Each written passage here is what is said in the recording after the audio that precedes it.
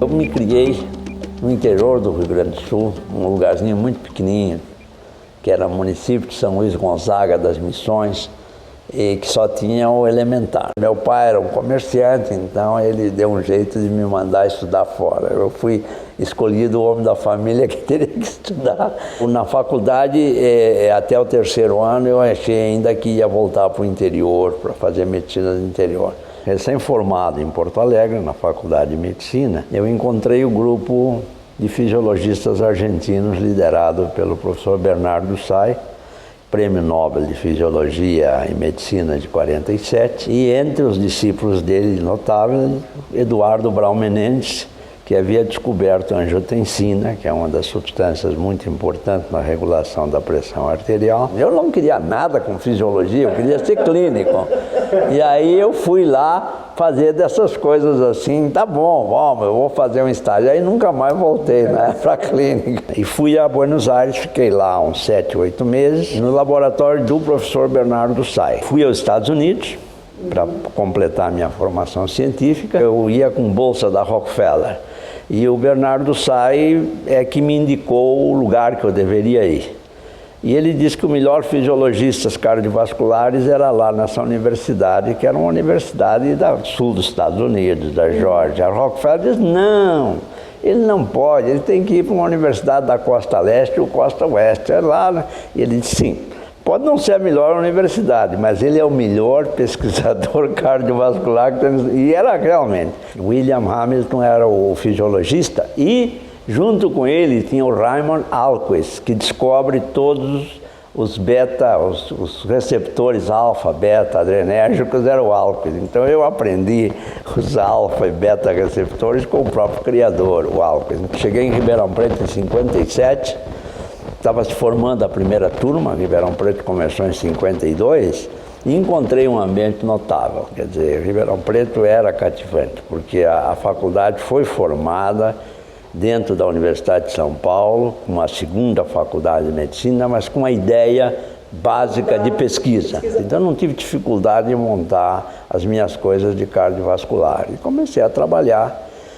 Num primeiro momento, eu comecei a fazer algumas pesquisas de hipotermia, regulação da pressão na hipotermia. Eu descobri que no rato o nervo que controla e que dá informação sobre a pressão arterial, que nós chamamos de baroreceptor ou pressoreceptor, ele era isolado na região cervical do rato. Isso era uma novidade. Eu não estava procurando aquilo, eu encontrei aquilo.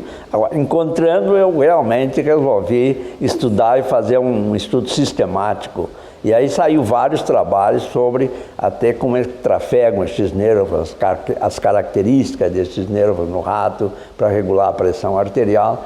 E agora já tem vários trabalhos na literatura que estão mostrando em hipertensões resistentes que a estimulação do baroreceptor pode ser uma medida terapêutica. Em 85 eu aposentei em Ribeirão, com 56 anos de idade, vim porque fui convidado para desenvolver a hipertensão no INCOR e desenvolver de forma integrada. Então agora é que começa a parte clínica.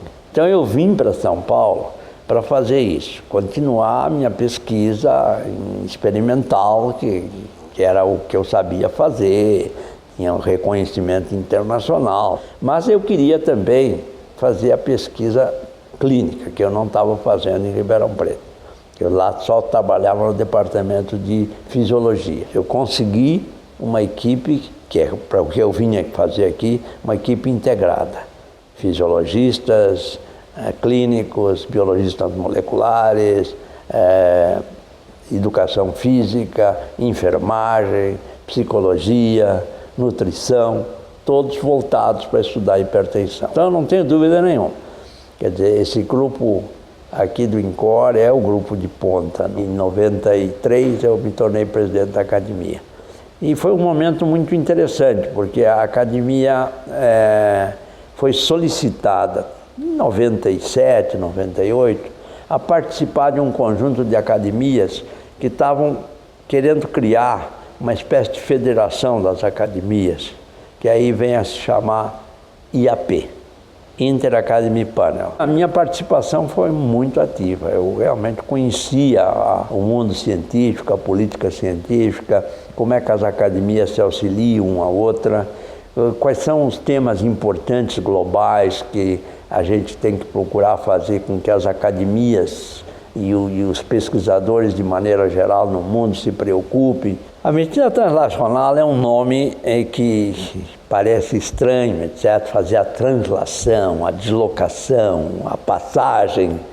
A ideia é acelerar a passagem do conhecimento da bancada para a clínica e da clínica à bancada, porque se você colocar o pessoal de área básica com o pessoal de área clínica, eles também começam a ver quais são as prioridades do clínico, quais são as coisas que acontecem na patologia e que não tem explicação e que poderiam ir à bancada para poder ser estudadas em condições, digamos, que não se pode fazer na clínica, pode fazer em órgão isolado, em célula, em animal de experimentação. A ideia antiga, que se criou um termo novo e está se polarizando esse termo, e eu acho que é muito bom, porque às vezes um termo novo, tá certo, desperta interesse. Então é isso que eu estou fazendo agora, tá certo? Eu estou com uma disciplina chamada cardiologia translacional, estou procurando auxiliar o pessoal a fazer projetos, aproximar. Não pode ficar com a ideia de que o que está bom, o que está aí está tudo bom. Tem que sempre ter essa ideia de melhorar. E melhorar, às vezes, procedimentos. A inovação, ela não é toda ela radical, de você descobrir uma coisa completamente. Ela é incremental, você melhora as coisas. Então é isso que eu estou fazendo. Eu nunca fiz carreira no sentido de corporativo, de sociedades.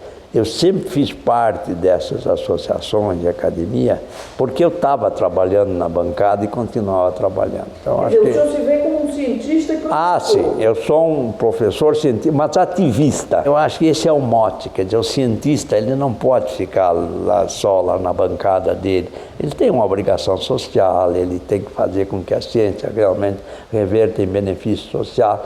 E eu tive grande sensibilidade a isso. Nós não temos mais recurso financeiro para dar tratamento a todo mundo. Nem Estados Unidos, nem Estados Unidos tem possibilidade de dar hoje o recurso, porque está tão caro, etc.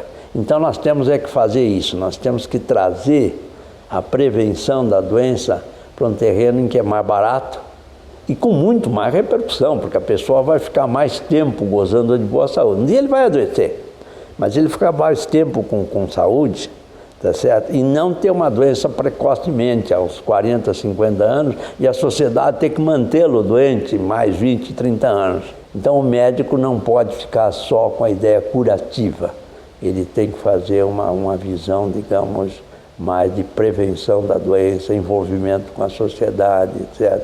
E aí a educação é fundamental, não? A educação de ciência e educação da saúde dentro da educação de ciência.